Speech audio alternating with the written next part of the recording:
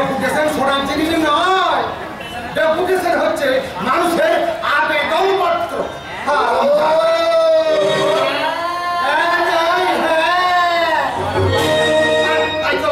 আমাদের এ ব্যাপারে অনেক কষ্ট করি হবে, চলে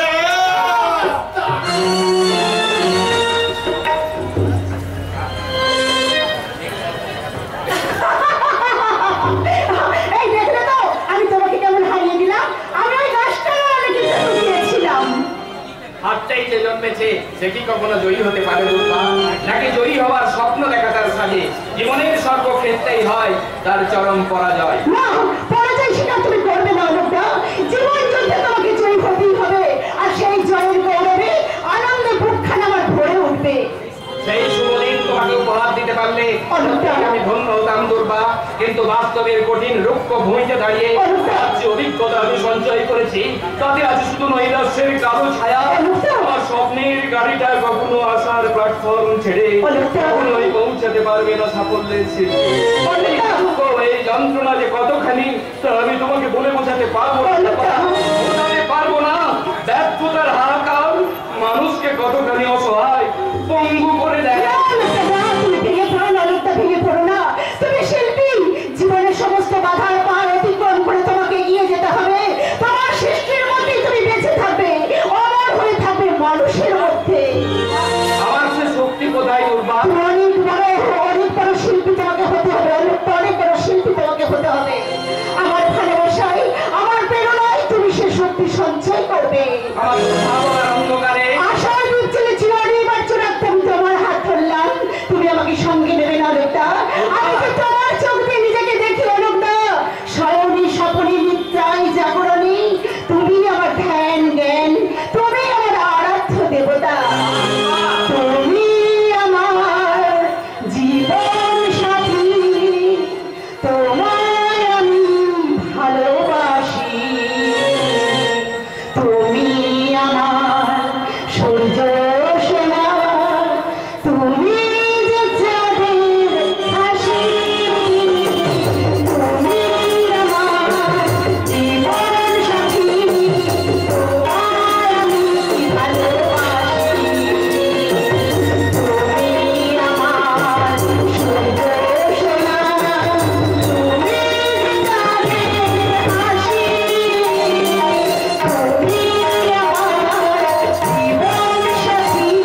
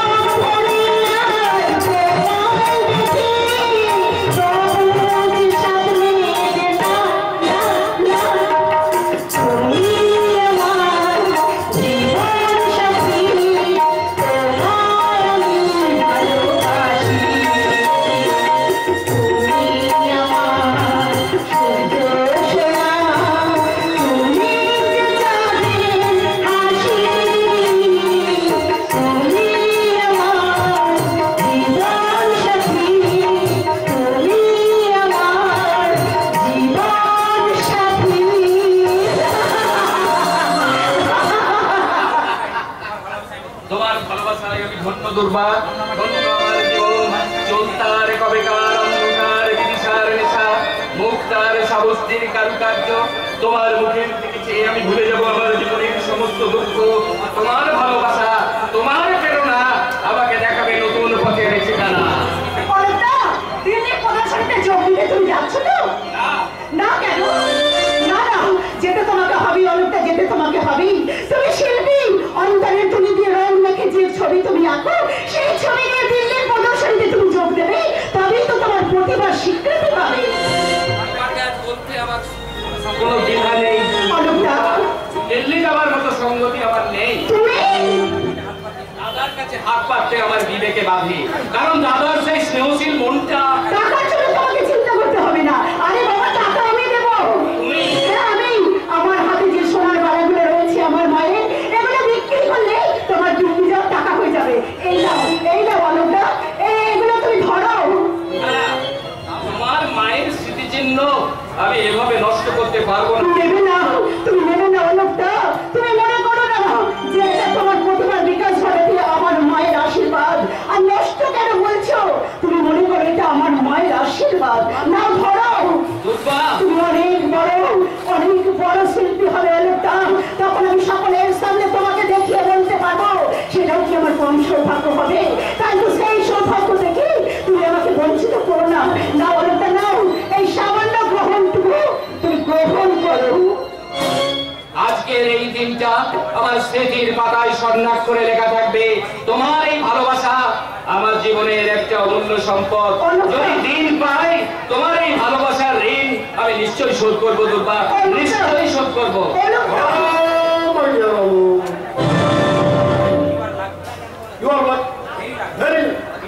বিপুল, তুই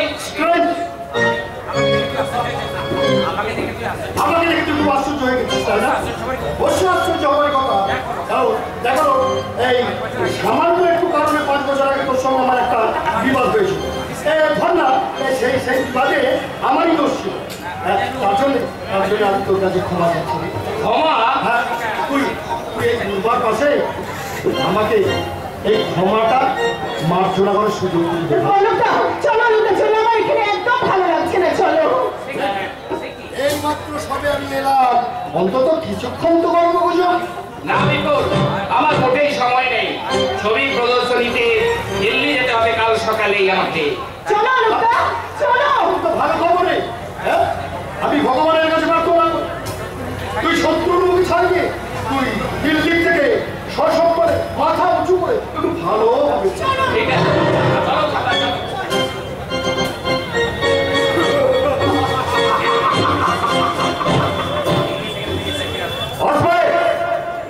দিল্লির থেকে তুমি নিশ্চয়ই ফিরে আসবে হবে, আর এসে দেখবে তোমার প্রাণের পাপিয়া তোমার শাখা ছেড়ে আমার শাখায় বসে গান গাইছে। তুমি চন্দ্রমা ছটফট করো, আর আমি পাপিয়ার পাদর ঢাকা বুকে মুখ বুঝে জয় আনন্দে বেরোবো। তুমি চন্দ্রমায় ছটফট করবে, কাঁদবে, আর আমি খুশির আনন্দে কত হাসি।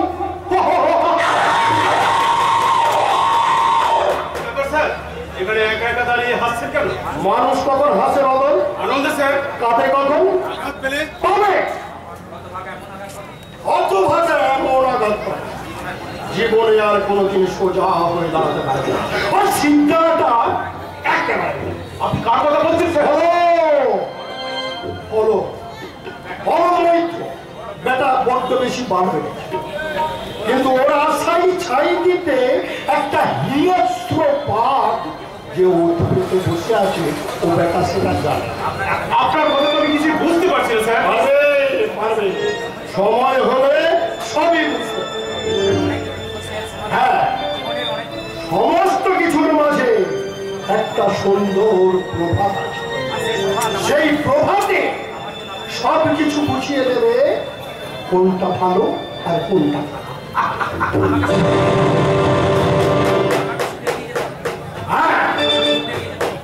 আমাকে শুধু এগিয়ে যেতে, জীবনটা ভোগের জন্য, ত্যাগের জন্য নয়। এই মূলমন্ত্রকে সামনে আমি শুধু লাইফটাকে এনজয় করে যাবে।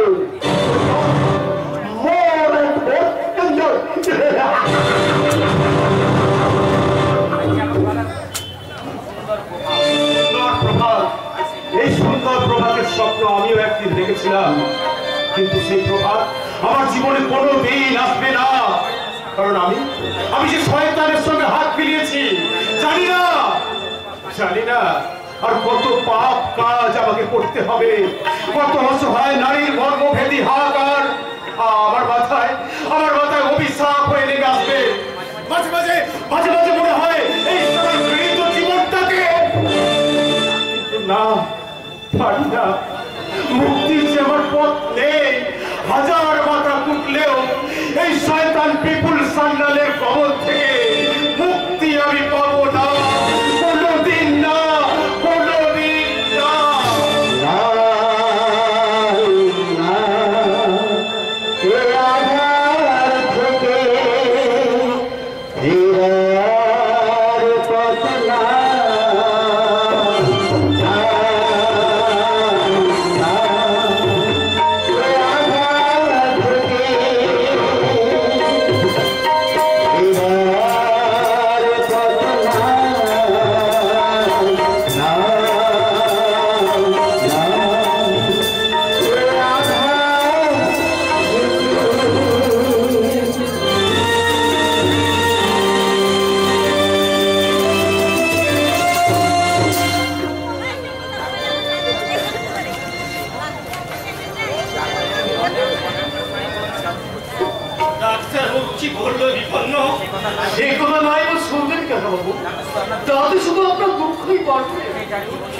জীবন গড়া তাকে আবার নতুন করে কি দুঃখ দিবে বাবা? দুঃখ শুধু আমার একটাই, সেই দিনের সেই অ্যাক্সিডেন্টের পর যদি আমার মৃত্যু হতো তাহলে জীবনকে আমার দুঃখে হতো না।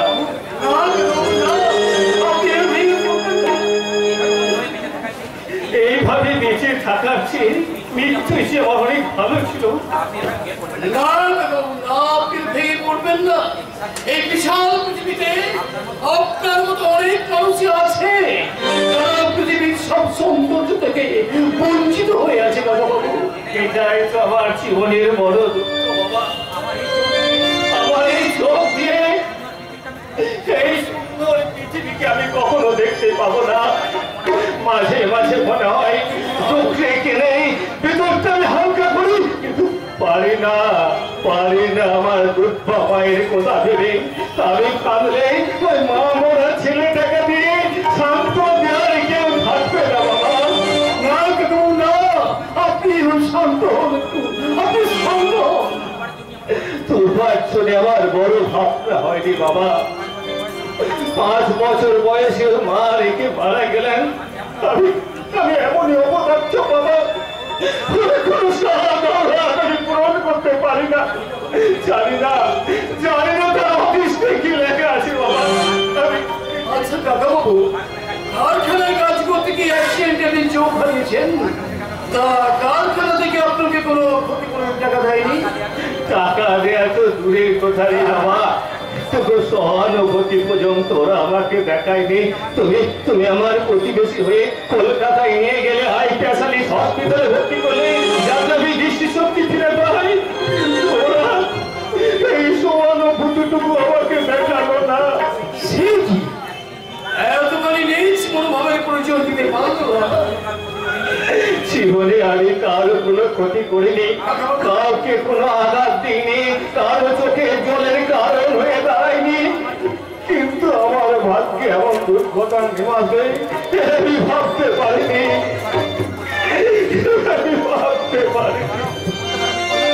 বলতে পারো বিপন্ন, বলতে পারো এই পৃথিবী থেকে সত্য কি লুপ্ত হয়ে যাবে? সারা জীবনে পৃথিবীকে ভালোবাসে মুক্ত হয়ে যাবে? না দাদাবাবু, না। সততার মূল্য আপনি নিশ্চয়ই পাবেন। বাবু, মিথ্যার ক্ষণস্থায়ী নেই, সত্যের আলোকে কোনোদিন ঢেকে রাখতে পারে না কাকাবাবু। এই সনাতন ভারতবর্ষে সত্য ছিল, সত্য আছে, আর সত্য থাকবে চিরকাল। বলো বাবা, বলো। তোমার এই কথা শুনে মনে হচ্ছে আমার কিছু হারাইনি। তোমার চোখ দিয়ে আমি আবার নতুন করে এই পৃথিবীটাকে দেখতে পাবো। চলো। আমাদের দেরি করা ঠিক হবে না, দেরির সময় হয়ে গেছে। চলো বাবা, চলো। জীবন নদীর তীরে দাঁড়িয়ে দাঁড়িয়ে আমি কি পেলাম কি না পেলাম তার জন্য আমি আর দুঃখ করবো না, আনন্দ করবো। সারা জীবন আমি তোমাকে বড় বন্ধ করে সত্য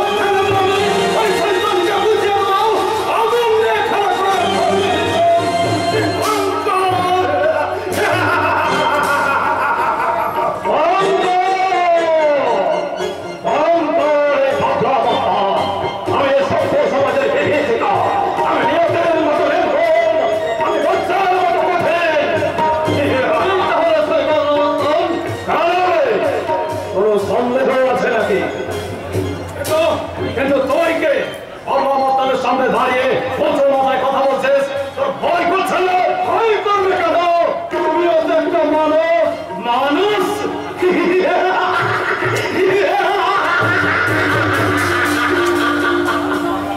মানুষ পাগলা স্যার অনেকদিন আগেই মরে গেছে, আর আজকে তোর সামনে যে দাঁড়িয়ে আছে, দাঁড়িয়ে দাঁড়িয়ে কথা বলছে, সে তোর প্রেতাত্মা। আমি একটা জ্বলন্ত অগ্নিপিণ্ড, আমি সমাজ সংসারকে জ্বালিয়ে পুড়িয়ে ছাড়খার করে দেবো। তারপর সে সংসর্গ করে দাঁড়িয়ে বলবো প্রতিশোধ নিয়েছি,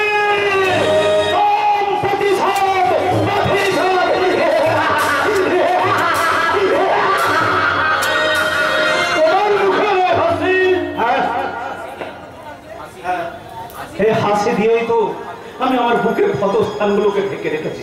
কিন্তু জানিস একদিন আমি অনেক কেঁদেছি। কেঁদে এই পৃথিবীর শুকনো মাটি আমি ভিজিয়ে দিয়েছি। কিন্তু তার বিনিময়ে মানুষের অবজ্ঞা, অপমান আর লাঞ্ছনা। কিন্তু আজ আমি মরিয়া। ঠকতে আমি খুব ভালো করে বুঝে গেছি, এই পৃথিবীতে বেঁচে থাকতে হলে মেরুদণ্ড সোজা করে লড়াই করে বেঁচে থাকতে হবে। এত কাপুরুষের মতো পড়ে মার খেলে চোখের জলকে সম্বল করে থাকলে আর বেঁচে ফিরতে পারবি না। আমি আর পড়ে মার খাবো না। এবার আমি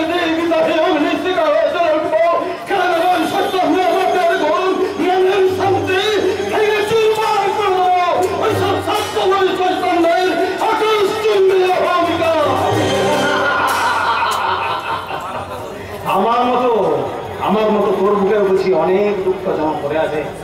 কিন্তু খুব সাবধান, দুঃখের সাথে ফেসে গিয়ে চোখের জলে তোর বুকের মধ্যে জ্বলে ওঠা প্রতিশোধের আগুনটাতে নিভে যেতে দেশ না, তাহলে কিন্তু আর সমাজে বেঁচে থাকতে পারবি না।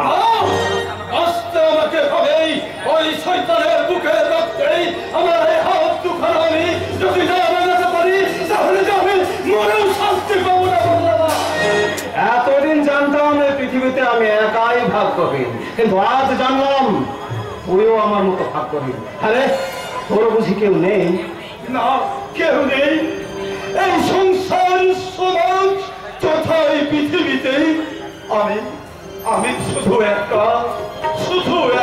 তোর বাবা মা নেই, আমার ছোট্ট একটা বোন ছিল, পারিনি, তাকেও আমি ধরে রাখতে পারিনি। বাবলা বাবু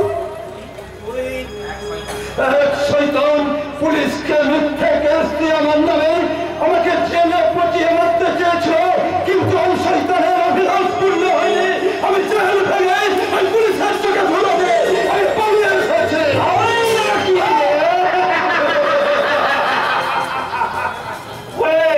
মরদের মতো কাজ করেছিস রে, মরদের মতো। আয় আমার বুকে আয়। আমি এই পাগলা মস্তান তোকে তার বুকে স্থান দিচ্ছে, এটা তোর সৌভাগ্য। আজ থেকে তুই আমার দোষ হয়ে গেলি। এই পাগলা মস্তান বেঁচে থাকতে কোন মাইক্রালন শালা একটা কাঁটার আঁচড় পর্যন্ত দিতে পারবে না। হ্যাঁ, তোর নামটাই তো জানা হয়নি। আমার নাম রমেশ ঘোষা। ফেলতে হবে ও নাম, তোকে বদলে ফেলতে হবে। আজ থেকে তোর নতুন নাম হবে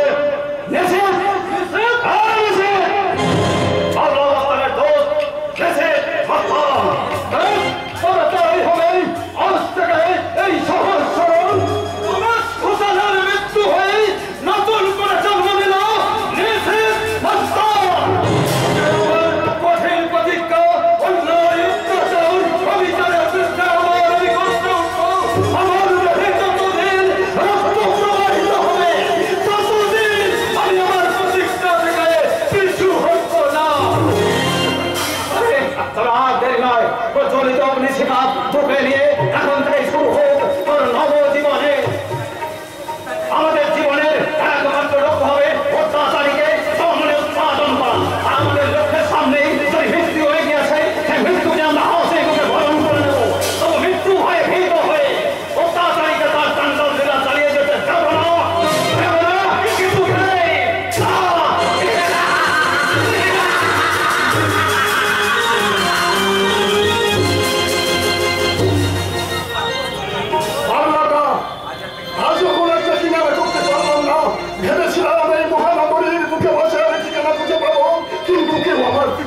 চাইলো না। জানি না আমি কত দুঃখ কষ্ট সহ্য করতে হবে, কত দিনের সুখে খিদের চালাই পা দুটো আমার অবধ হয়ে আছে, চোখে আমি অন্ধকার দেখছি, আর আমি পারছি না, আর আমি পারছি না, আমি শেষ হয়ে গেলাম, আর আমি পারছি না। ঠিকানা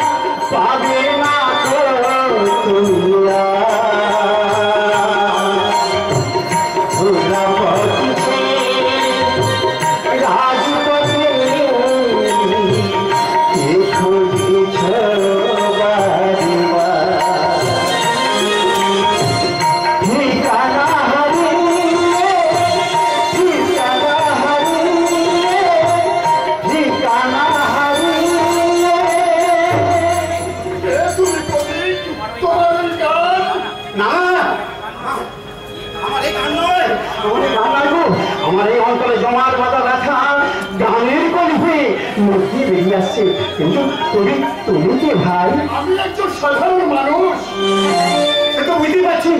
সাধারণ মানুষ বলে এই ব্যস্ত নগরীতে নির্দিষ্ট স্তরে চুপচাপ বসে আছো, কিন্তু তোমার সাত স্বপ্ন বাস্তবের কঠিন আঘাতে ভেঙে চুরমার হয়ে গেছে। নিরাশার কালো ছায়া এখন আমার চারিদিকে, শুধু নিরাশার কালো ছায়া। তুমি কারখানার একজন সাধারণ কর্মচারী ছিলাম, মালিকের শোষণ নীতির বিরুদ্ধে গর্জে উঠেছিলাম, তাই অন্যায় ভাবে আমাদের কারখানা থেকে ছাঁটাই করা হলো। অথচ যাদের মুখে হাসি ফোটাতে, যাদের জীবনকে খুশির আনন্দে ভরিয়ে তুলতে এই প্রতিবাদ করেছিলাম, শেষ পর্যন্ত তারাই আমার পাশ থেকে মালিকের সামনে দাঁড়িয়ে তারা একবার সোচ্চার কণ্ঠে বলতে পারলো না যে অন্যায় ভাবে এই চন্দন বোসকে লড়াই করা চলবে না। বলবে কি করে? এই যুগে সত্য কথা বলা সৎসাহস পছন্দের আছে গো। এই যুগে নিজের স্বার্থকে যে সবাই বড় করে দেখে। স্বার্থপরতার নিষ্ঠুরতার করালে গেছে আমি ছিন্ন ভিন্ন হয়ে গেলাম। মিলিয়ে গেল আমার সাত স্বপ্ন, আশা, আকাঙ্ক্ষা। আমার জীবনে নেমে এসেছে আজ দুঃখের অবস্থা, শান্তির সংসারে উঠেছে দুঃখের অবস্থান। আর আমি পারছি না, আমি শেষ হয়ে গেলাম, শেষ হয়ে গেলাম স্বপ্নে গোয়া সোনার সংসার। এই বলো না ভাই, ভেঙে পড়ো না, মনকে শক্ত করো, সোজা হয়ে দাঁড়াও। কেমন করে সোজা হয়ে দাঁড়াবো বলতে পারো?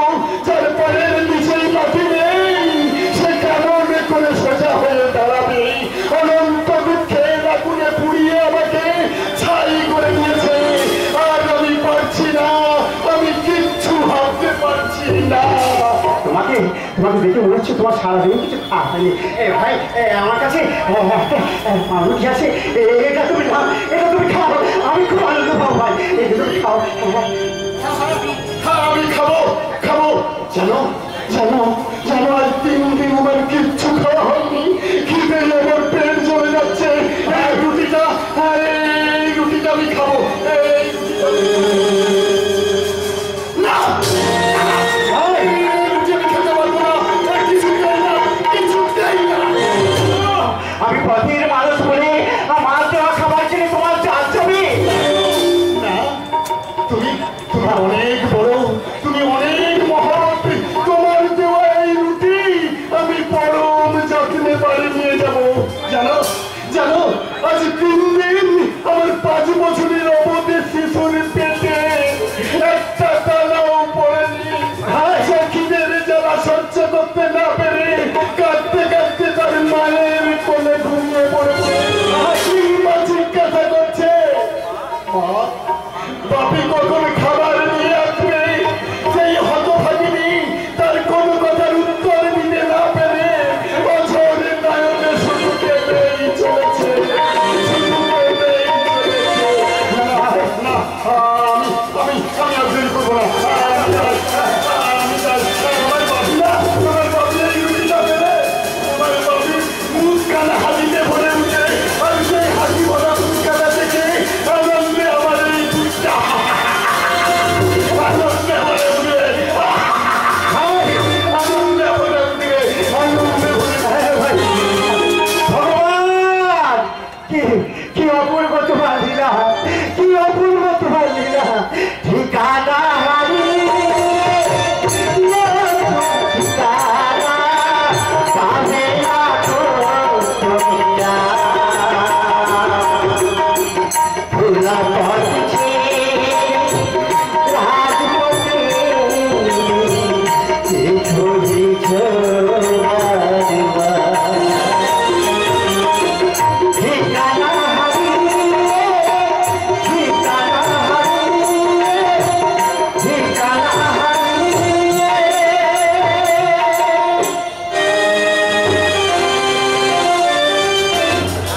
না বাবা না, তোমার এই অন্যায় আপনার আমি কিছুতেই মেনে নিতে পারবো না। ওরে আজ যখন ঠাকুর মুখ তুলে চেয়েছে তাই বলে আমাকে দেওয়া হতে হবে? ভেবেছ আমি কিছু হয়েছে না, তাই না?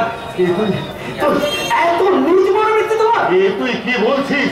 আরে আরে আমি তোকে দেউলে করতে চাই। তা বললো কি? হ্যাঁ, একসঙ্গে অনেকগুলো টাকা মাইনে পাচ্ছি, তাই তোমার হিংসা হচ্ছে। ভেবেছ আমি কিছু বলছি না?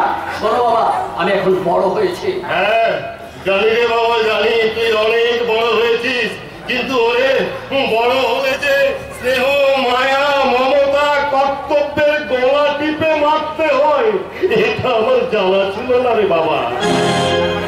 তার মানে তুমি কি বলতে চাও বাবা? ওরে আমি নিজের জন্য কিছু বলতে চাই না রে, আমি নিজের জন্য কিছু বলতে চাই না। আমি বলতে চাই যে সরয়ু তোর একমাত্র বোন, ভাগ্যের দুর্বিপাকে পড়ে চন্দন আজকে তোর চাকরিটা হারিয়েছে।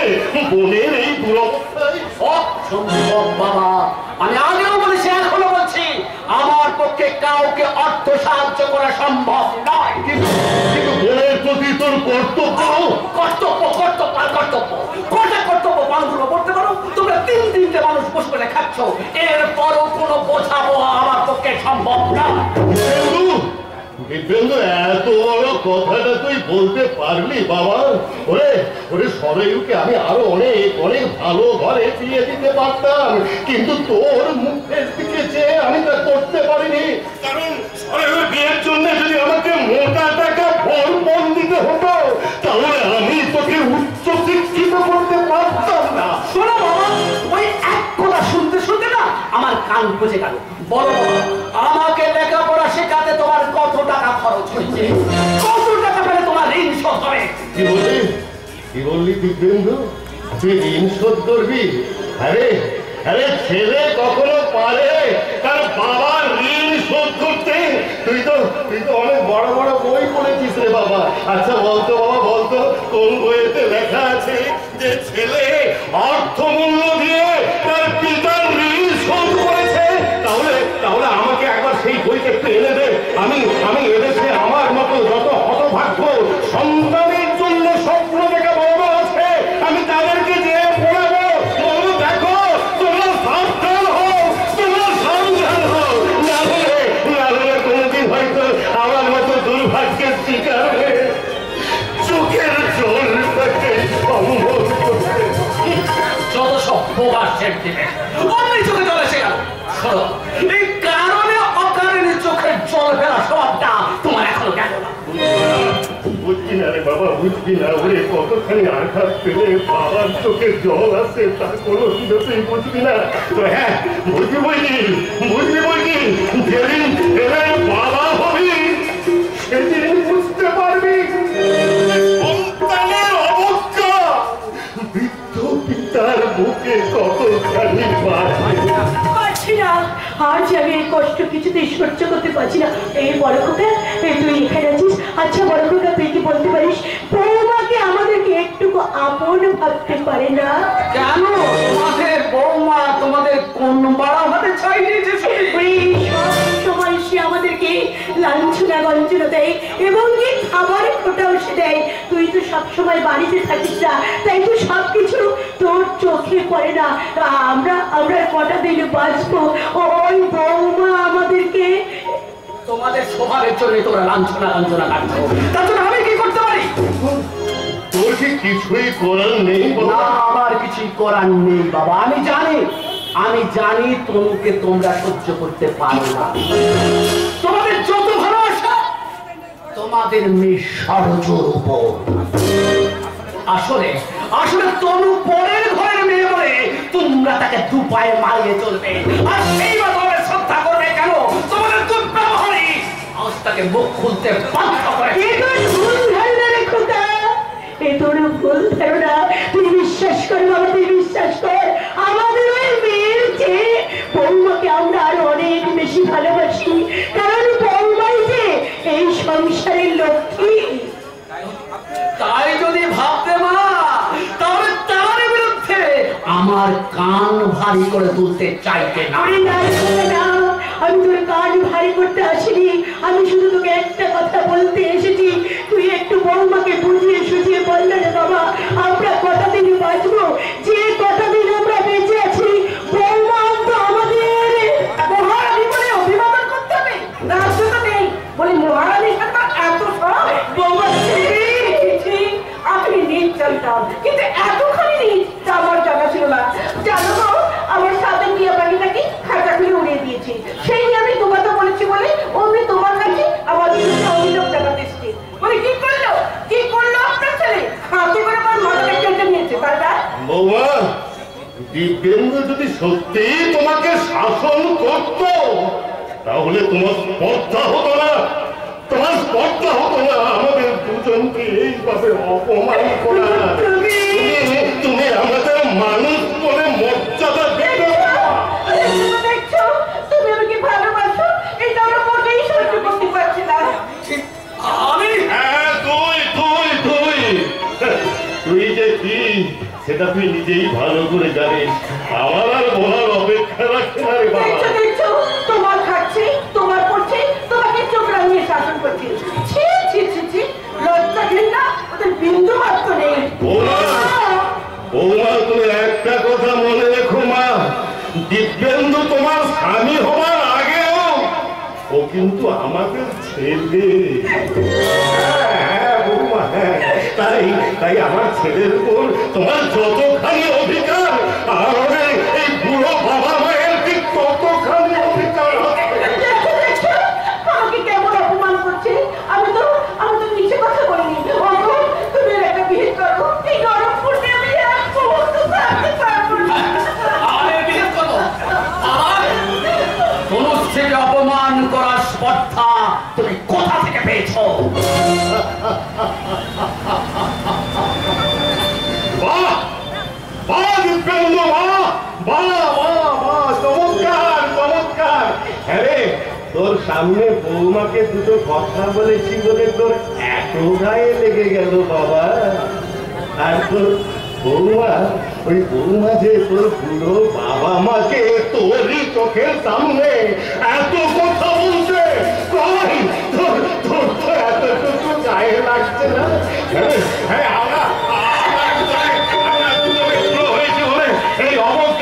এই অবজ্ঞায় কি আমাদের প্রাপ্য? আমাদের চোখের জল তোদের কাছে এত এত মূল্যহীন। তুমি চুপ করো, তুমি চুপ করো। আমরা হলাম সন্তানের বাবা মা। সন্তান আঘাতে আঘাতে আমাদের বুক ভরিয়ে দিলে সে আঘাত যে আমাদের নীরবে সইতে ওরা শুকুর করা আমাদের পিছনে লেলিয়ে দিয়ে শান্তি আর মাছ থাকতে হবে না। তোমরা যদি, আমি তোমাকে শেষ কথা বলে দিচ্ছি, শোনো, যদি তোমাদের স্বভাবের পরিবর্তন করতে না পারো, তনুশ্রীকে যদি তোমরা মেনে নিতে না পারো, তাহলে দুবেলা দুমুঠো যে খেতে দিচ্ছে না, সেটাও বন্ধ হয়ে যাবে। তনুশ্রীকে আমি অগ্নিনারায়ণ সাক্ষী রেখে বিয়ে করেছি, তাই তার ভালো মন্দ দেখার দায়িত্ব আমার। আর সেই নৈতিক দায়িত্ব থেকে আমাকে কেউ সরাতে পারবে না। কথাগুলো মনে রাখবেন, এ আপনাদের সন্তানের আদেশ নয়, এ হচ্ছে আমার স্বামীর আদেশ।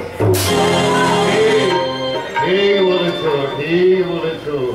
আমার সন্তানের আদেশ নয়, সেটা হচ্ছে তোমার স্বামীর আদেশ। বাহ বাহ বাহ বাহ বাহ। কি মমতা, শুনতে পেলে তো? নিজের কানে শুনবে তো? তোমার শিক্ষিত সন্তান আমাদেরকে কি কথাগুলো বলে গেল। তুমি মমতা, বুকের রক্ত জল করে ছেলেটাকে মানুষ করেছি, আমি খুব অপরাধ করেছি। বলো না বলো না, আমাদের সবাইকে ডেকে ডেকে জিজ্ঞাসা করতে ইচ্ছে করছে।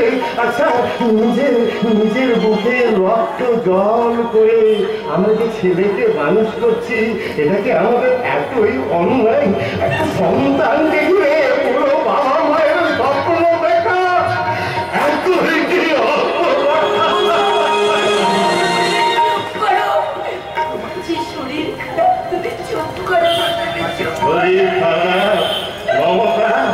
আঘাতে আঘাতে ক্ষত বিক্ষত হয়ে তুমি সংসার আদালতের মহামান্য বিচারকের কাছে বিচার প্রার্থনা করবে।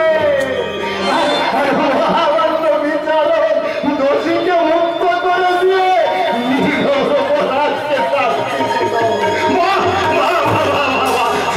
সুন্দর বিচার,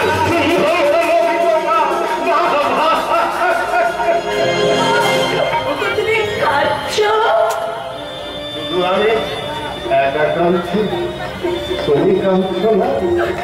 তুমি কাঁদছো না?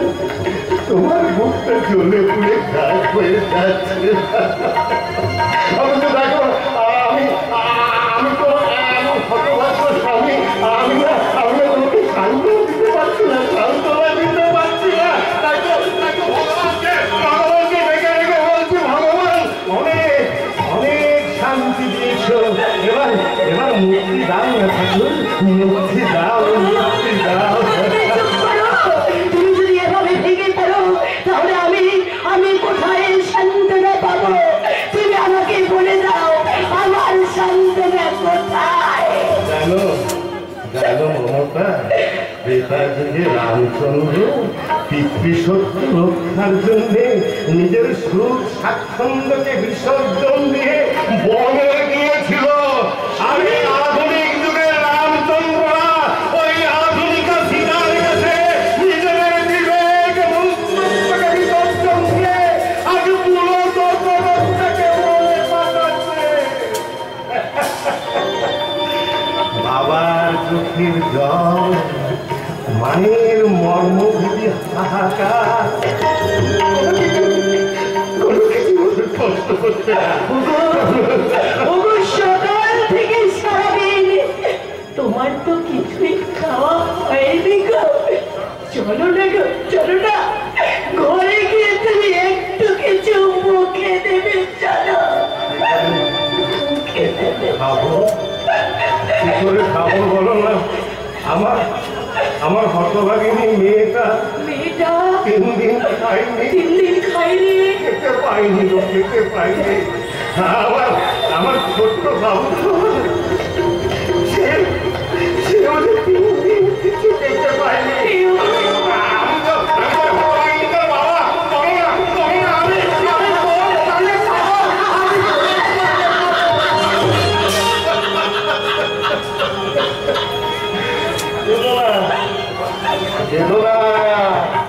কেদনা কৌশলা জলটি, কেদনা কেদনা,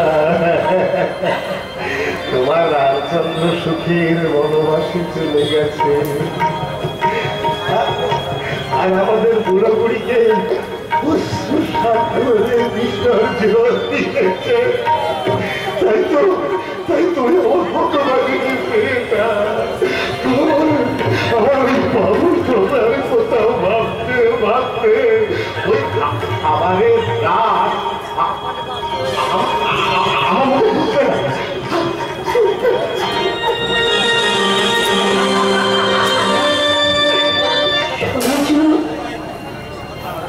আমাদের মতো হয়তো আমার ওই সহ্য ডুকরে ডুকরে খাচ্ছে। কেন কাঁদবে না? ওর ভবিষ্যৎটা যে আমরা অন্ধকারে ঢেকে দিয়েছি। আমার এই দীপেন্দ্র ভবিষ্যৎ করতে গিয়ে আমি ওর ভবিষ্যৎটাকে অন্ধকারে ঢেকে দিয়েছি। কিন্তু এই দীপেন্দ্রর কাছ থেকে আজ না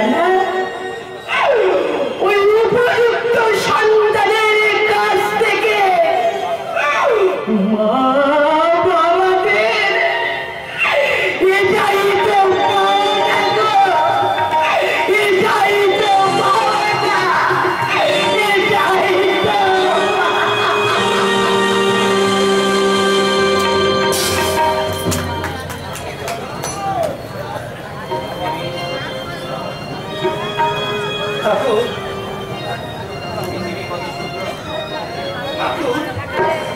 এই সুন্দর ওই পৃথিবীটাকে আমি আর কখন উপভোগ করতে পারবো না ঠাকুর।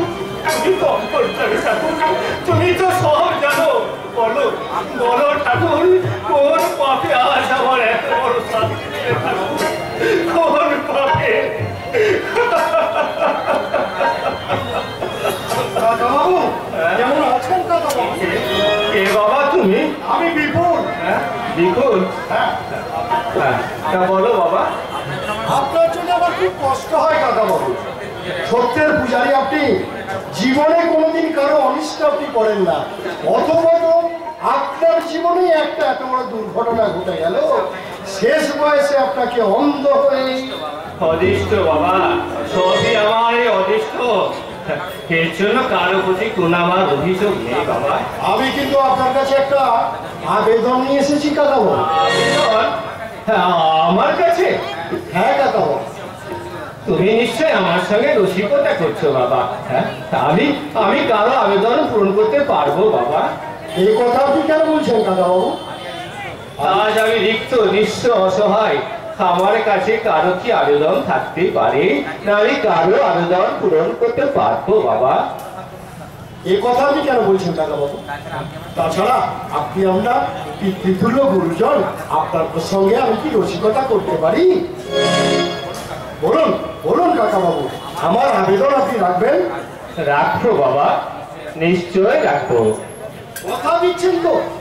শুধু কথা নয় বাবা, আমি ঈশ্বরের নামে শপথ করে বলছি, তোমার আবেদন আমি নিশ্চয়ই রাখবো। একেবারে ঈশ্বরের নামে? হ্যাঁ বাবা, আমি জীবনে কখনো মিথ্যে কথা বলিনি, আর তোমাকেও আমি বলবো না বাবা। এ আমি জানি কেন? হ্যাঁ, সেই জন্য আপনার প্রতি আমার অগাধ বিশ্বাস। বলো বাবা, বলো কি তোমার আবেদন? এমন কিছু নয় কাকা বাবু, আমি আপনার দুর্বার সমস্ত ভার নিয়ে আপনাকে ভার মুক্ত করতে চাই। তার মানে আমি দুর্বাকে বিয়ে করতে চাই।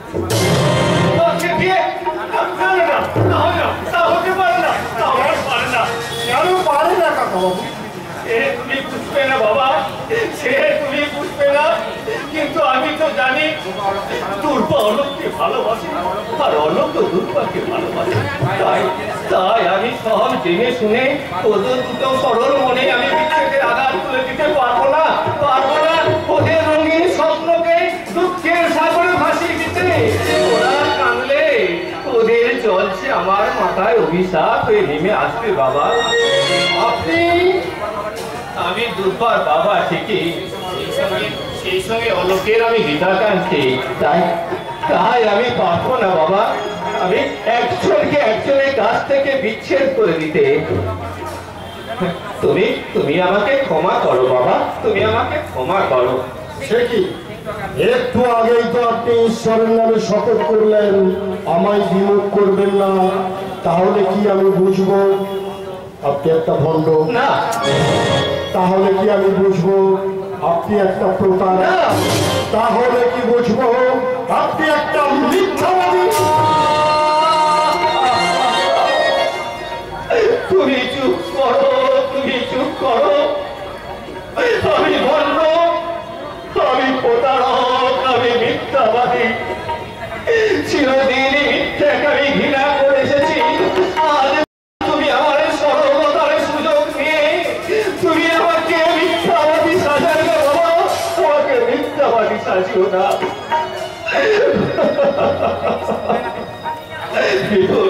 বিপুল, তুমি এমন নিষ্ঠুর হয়ে না বাবা। আমি তোমাকে করজোড়ে মিনতি করছি, তুমি তোমার কথা ফিরিয়ে নাও বাবা। আমি আমার কথা ফিরিয়ে নিলেও নিজের বিবেকের কাছে আপনি কি উত্তর দেবেন কাকা বাবু?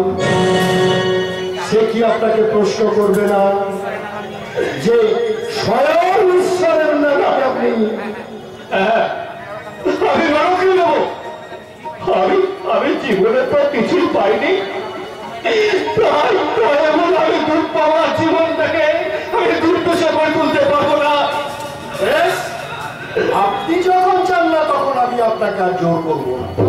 তবে হ্যাঁ, একটা কথা কাকা, বলো বাবা বলো।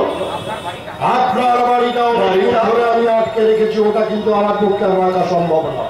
তাই কালই সৌদ সমেত সমস্ত টাকাটা আমাদের ফিরিয়ে দিয়ে কালই আপনি আপনার বাড়িটা ছেড়ে দেবেন। নইলে দুর্বার হাত ধরে আপনাকে পথে নেমে দেবে। তুমি কি বলছো বাবা? আমি তো আর তার সত্য খুলে বসিনি। আপনার প্রয়োজনে আমি টাকা দিয়েছি, আবার আমার প্রয়োজনে আপনি টাকাটা আমার ফিরিয়ে দেবেন, তাই তো হওয়া উচিত।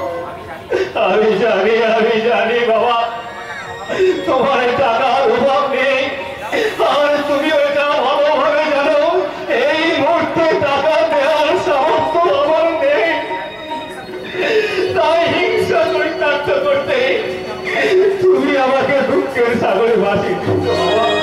দয়া করো, দয়া করো, এভাবে তুমি আমাকে সাজা দিও না। আমার সাত পুরুষের ভিটে ছেড়ে আমি দুর্বল হাত ধরে কোথায় গিয়ে দাঁড়াবো বাবা? তুমি আমাকে দয়া করো। সাধ করে যদি কেউ দুঃখকে বরণ করে নিতে চায়, তাহলে আমি কি করতে পারি বলুন? তাই খালি আপনাকে বাড়িটা খালি করে দিতাম, নইলে আমার প্রস্তাবে সম্মত হল। আমি সব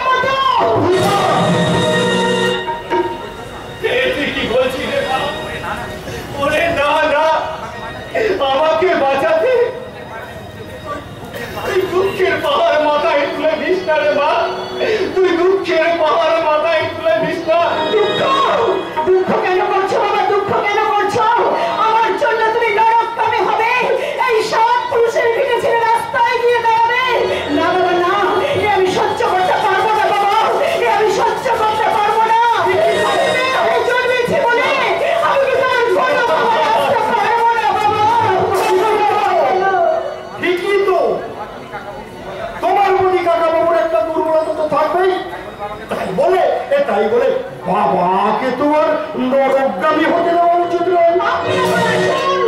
আসবো তো আমি বটে, তাহলে ওই সামনে লাগলেই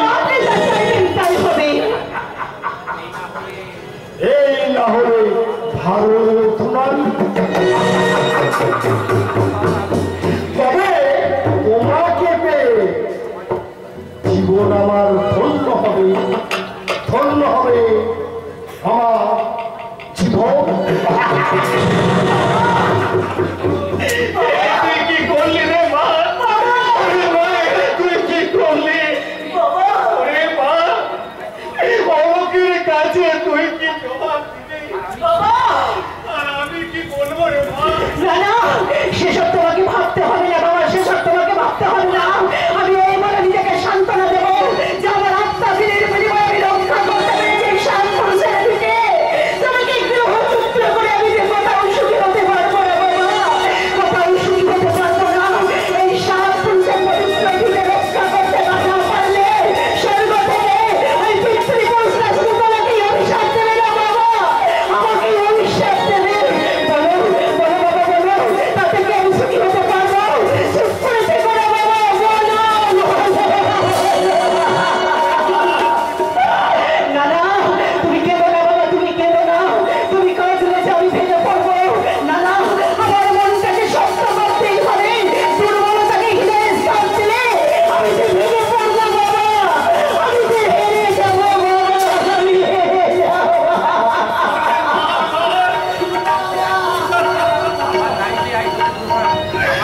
আমার দায়িত্ব গায়ে দুর্ভাগ্যের সাগরে ভাসিয়ে দিল রে মা।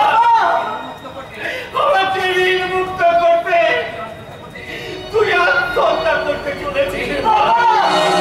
ওরে মা, এরপরেও কি আমার চোখে জল নাই থাকতে পারে?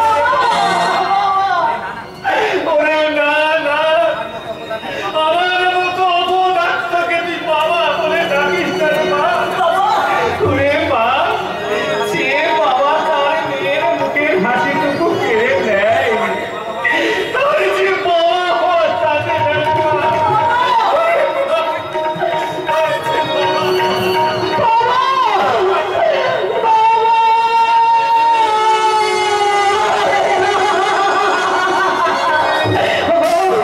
ঠাকুর, তুমি আমাকে মুক্তি দাও, ঠাকুর তুমি আমাকে মুক্তি দাও, আমাকে বিশ্বমতী রসান্তরে তুমি আমাকে চালিয়ে দাও। আমি যেন আমার বাবাকে ঋণ মুক্ত করতে পারি ঠাকুর, ঋণ মুক্ত করতে পারি।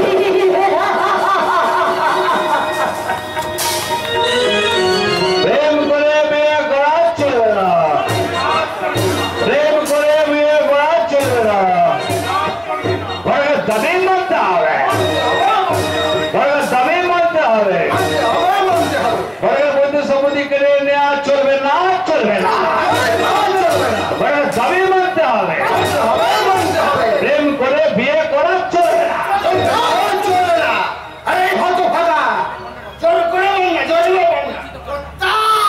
আমি তো বাটাতে ভেদ করে আরো জোরে জোরে বল, প্রেম করে বিয়ে করা চলে না, এই ঘরের দাবি মানতে হবে, ঘরের পৈতৃক সম্পত্তি কেড়ে নেওয়া চলবে না। এই, হ্যাঁ, ওই দেখো মোড়ের মাথায় কত লোক দাঁড়িয়ে না আমাদেরকে দেখে আসবে তো, ওই আসবেই তো। ওদের তার বউ রাগ করে বাপের বাড়ি চলে যায়নি। আমার মতো অবস্থা হলে ওই বাচ্চা ধরে রেখে তো তা যা বলেছে কর্তা, যার হারাই সেই তো জানে হারাবো না ব্যথা। এই বেশ লোক জমেছে না রে? অনেক লোক জমেছে। এই তাহলে এখানে একটা পথসভা করে যা, নাকি বলিস? শুরু করো। হ্যালো, কি বলবো বল না?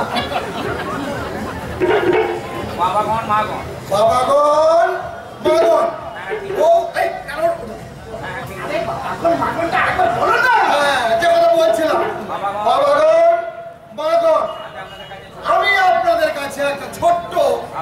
আবেদন নিয়ে এসেছি। আপনাদের ছেলে মেয়েরা প্রেম করে বিয়ে করছে, আচ্ছা তাতে কি তারা সুখী হচ্ছে? না, হচ্ছে না, হচ্ছে না। এই ভদ্রলোক, তুলে ধর, তুলে ধর।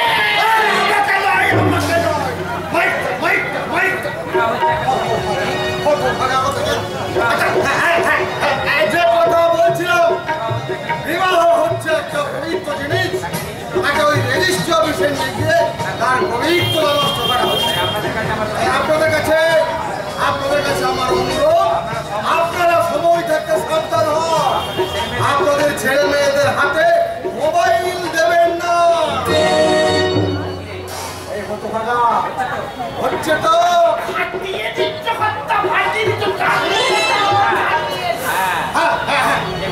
যে কথা বলছিলাম, আপনাদের ছেলে মেয়েদের যাতে সুন্দর স্ত্রী পায়, জামাই পায়, বউ পায়, তার জন্য আপনারা দলে দলে এই ভালো পরিষেবার কাছে চলে যাবেন। আপনারা যেমনটি চাইবেন ঠিক তেমনটি পেয়ে যাবেন। এক সপ্তাহের মধ্যে আমি আপনাদের বিবাহ যোগ ঘটিয়ে দেবই। বারবার এই ঘটকের বাড়ি এসে আপনাদের পায়ের জুতো ছিঁড়তে হবে না। এই কি বলবো? আরে কথা কিন্নি মায়ের কথা একটু বলো না। বলবো বলছিস? বলবে না, হবে তো মানুষের একটা হবে নাকি? হ্যাঁ হ্যাঁ হ্যাঁ বন্ধুগণ, যে কথা বলছিলাম, তো মাইকটা আমার কাছে দিচ্ছি। ঠিক আছে, হ্যালো, যে কথা বলছিলাম, আপনারা আমার কথাটা মন দিয়ে শুনুন। ক্ষমা সুন্দরী আমার উপর রাগ করে বাবার বাড়ি চলে গেছে, কারণ তাকে আমি মকরমুখ গলা করে দিতে পারিনি। কি করে দেবো বলুন? বলছি কি করে দেবো বলুন? আপনাদের ছেলেমেয়েরা যদি প্রেম করে বিয়ে করে তাহলে আমার বড় পয়সা আসবে করতে। সুতরাং আপনারা যাদের ছেলে মেয়েদের বিয়ে হয়নি তারা সকলে আমার কর্তা বলো হরি শর্মার কাছে দলে দলে হাজির হন। বিয়া হচ্ছে না দরকার, একটা মেয়ে একটা ছেলে খুব দরকার। ও কর্তা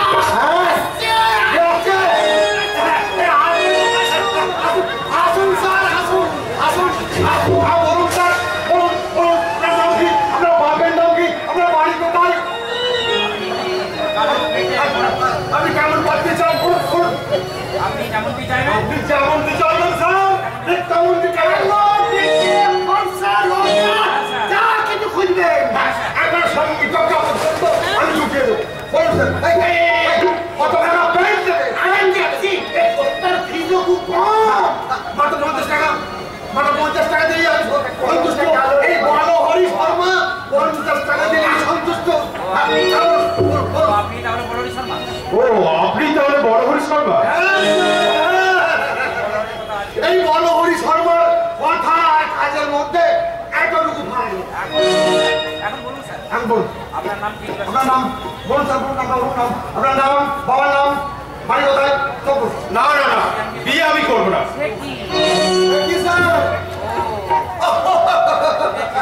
আর বলেছি সব বলেছি। আপনি বোধহয় আমাকে বিশ্বাস করতে পারছেন না। স্যার আপনি এখন বিশ্বাস করে দেখুন না, ঠকবেন না।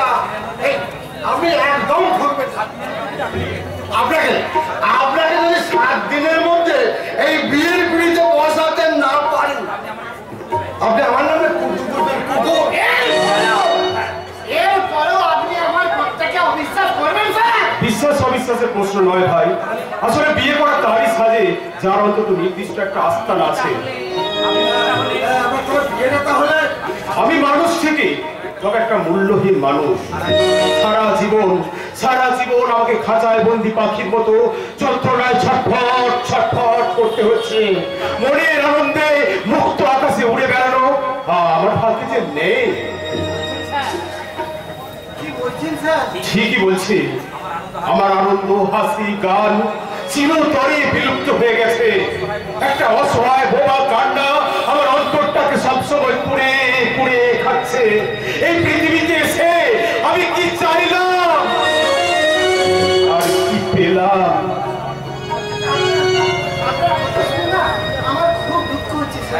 মানুষ বলে হয়তো মানুষের দুঃখে তোমার দুঃখ হচ্ছে ভাই।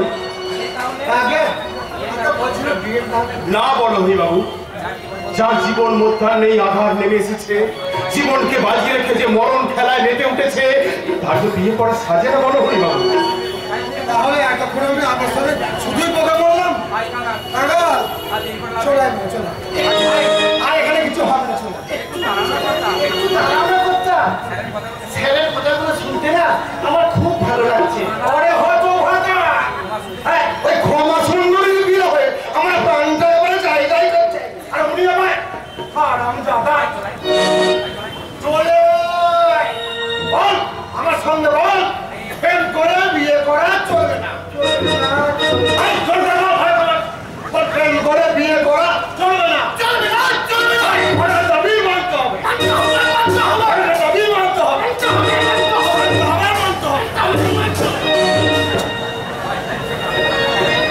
জীবিকা ধারণের জন্য আজ ওরা পথে নেমেছে, এই পথে নেমেছে।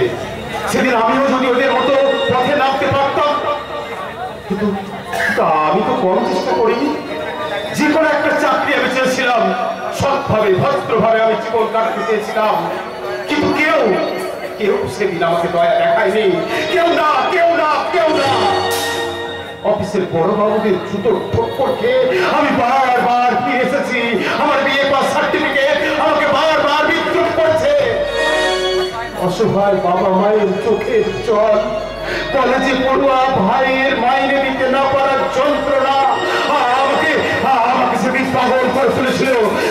সেদিন আমি নিজেকে ঠিক রাখতে পারিনি বলেই আজ আমি এই অন্ধকার রাজ্যে বিচরণ করছি। যেমন অন্ধকার আছে, আলো আছে, আছে সুখ, আছে দুঃখ, সব মিলিয়ে পৃথিবী সুন্দর স্বপ্নময়। দেখি ছোটবাবু, আপনি এখানে?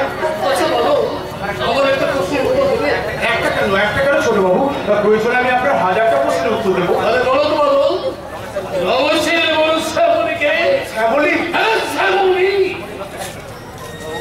উত্তরাধিকারীকে তাকে নৃশংস তাকে অকালে মৃত্যুচ্যুত করা হচ্ছে। জানি না, আমি জানি না ছোটবাবু। না ছোটবাবু, আপনি বিশ্বাস করুন, আমি সত্যি কিচ্ছু জানি না। তোমার চোখ ছোটবাবু, শ্যামলীর মৃত্যুর দিন থেকে আমি একটা রাত্রে ভালো করে ঘুমোতে পারিনি। আমার সব সময় তারা নিয়ে বেড়ায়। আচ্ছা বলতে পারো শ্যামলী গরিব ঘরে জন্মেছে বলে তাকেও ঘরে চলে দিতে হলো। দুর্বলের উপর সবলের অত্যাচার কি এই যুগ যুগান্তর ধরে চলবে? এর কি কোনো ব্যতিক্রম থাকবে না? এর কি কোনো ব্যতিক্রম? ছোটবাবু, আপনি আমি দেখতে পাচ্ছি মানে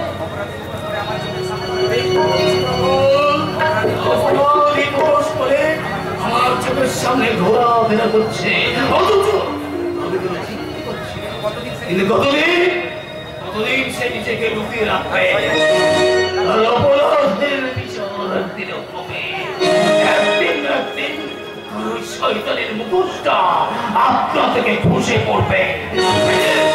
সেদিন জনতার দরবারে তার অপরাধের জন্য প্রাণ ভিক্ষা চাইতে হবে। বলো, প্রাণ ভিক্ষা চাইতে হবে। আপনি ঠিকই বলেছেন ছোটবাবু, অপরাধীকে তার উপযুক্ত শাস্তি পেতেই হবে।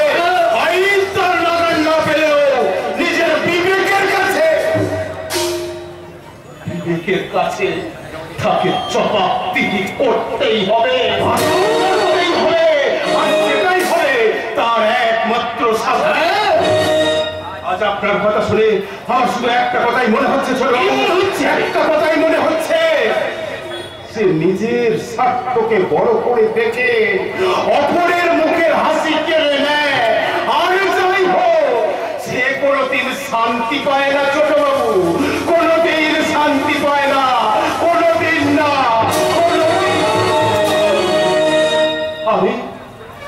আমি যে হুকুমের গোলাম ছোটবাবু, আমি যে হুকুমের গোলাম, আমি যে হুকুমের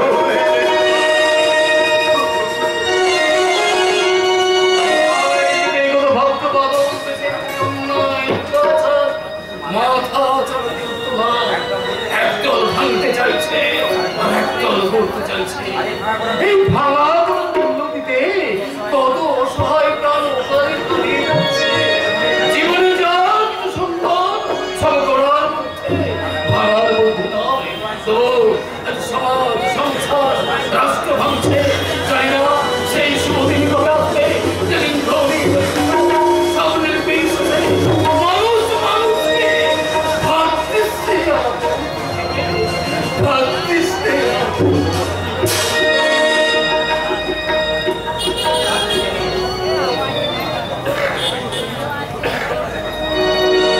কাঁদছে কত ভাগিনীটা কাঁদছে।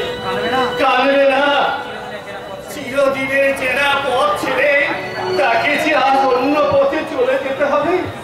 কিন্তু আমি কেন কাঁদছি? দুর্বা মা তো আমাকে ঋণ মুক্ত করে গেছে, আর তো আমাকে কেউ দেখার জন্য চোখ লাগাবে না, আর তো কেউ আমাকে বাস্তু ভিটে ছাড়ার হুমকি দেখাবে না। তাহলে আমি কেন কাঁদছি? আজ তো আমার আনন্দের দিন, কত আনন্দের দিন। কি বাবা, তুমি কাঁদছো কেন বাবা? তুমি কাঁদছো কেন? বুকের ব্যথাটা হালকা করতে চোখে জলই তো ফেলতে হয় রে মা। না না বাবা না, আমি যে তোমার চোখের জল আমি সহ্য করতে পারবো না। আজকের দিনে তোমার চোখের জল আমি ফেলতে দেবো না বাবা। আজ যে তোমাকে আমাকে হাসি মুখে বিদায় দিতে হবে বাবা। বিদায় তো তোকে দিতেই হবে রে মা। ওরে মা, মেয়ে হয়ে জন্মেছি গাড়ির পরম তীর্থস্থান, তোকে তো স্বামীর ঘরেই যেতে বাবা। কিন্তু আমি কি করলাম রে মা? ওরে মা, আমি তোকে কার হাতে তুলে দিলাম। বাবা তুমি কি দুঃখ করছো কেন বাবা? অনেকটা লেখা আছে তা তো ঘটবেই বাবা। মানি না, আমি মানি না রে মা, অনিষ্টকে আমি মানি না। আমি সারা জীবন ঠাকুরের পায়ে ফুল জল দিয়ে পুজো করে এসেছি, কিন্তু তারই বিনিময়ে আমি কি পেলাম রে মা? আমি যদি একবার ওই নিষ্ঠুর ভগবানকে আমার কাছে পেতাম, তার কুঠিটা টিপে ধরে তাকে আমি জিজ্ঞাসা করতাম, কেন আমার মা মোরা মেয়েটাকে এত বাবা তোমার কি মাথা খারাপ হয়ে গেছে বাবা? হ্যাঁ, আমারই তো ভুল হয়েছে রে মা, আমারই তো ভুল হয়েছে। ওরে মা, আমরা সকলে ঈশ্বরের সৃষ্টি, ঈশ্বরের দেওয়া শাস্তি আমাদের মাথায় তুলে নিতে হয় রে মা। ওরে মা, তাকে যে শাস্তি দেওয়া আমার সাথে না রে মা, সাথে না, শুধু তার দেওয়া শাস্তি আমাদের মাথায় তুলে নিতে হয়। আরে মা, তুই আমাকে ছেড়ে চলে যাবি রে মা। আজ থেকে আমি বড় একা রে মা। আমার পাশে থেকে দুঃখের সময় আর তো কেউ আমাকে সান্ত্বনা দেবে না রে মা। আর তো কেউ বলবে না বাবা অনেক বেলা হয়ে গেছে,